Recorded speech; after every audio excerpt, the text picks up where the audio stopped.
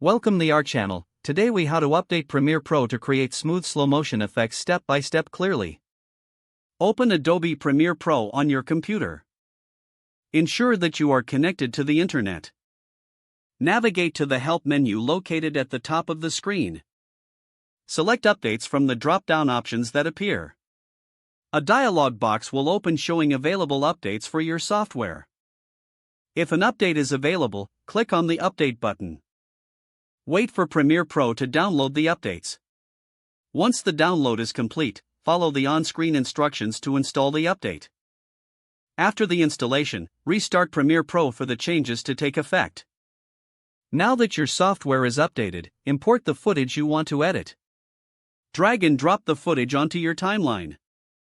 Right-click on the clip in the timeline.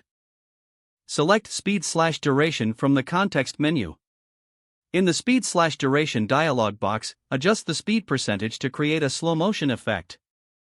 For smooth slow motion, set the speed to a lower percentage, such as 50% or 25%.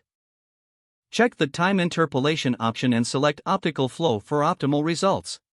Click OK to apply your changes. Preview the adjusted clip to see the smooth slow motion effect. Make any additional adjustments as needed to suit your project. Once satisfied, proceed to export your project. Your updated Premiere Pro is now capable of creating stunning slow motion effects. If the page does not load, refresh the browser or try again in a private or incognito window. Make sure you are using the correct email address, then retype it carefully to avoid small typos. If your password is not accepted, use the reset option and create a new strong password you can remember. Check your spam folder for verification or security emails, then complete any requested confirmation steps. Enable two-factor authentication if available to improve account security and reduce unauthorized access risk. After signing in, review your profile details so your contact information and settings are accurate and current. If you see an error message, note it down and try again after restarting your device and internet connection.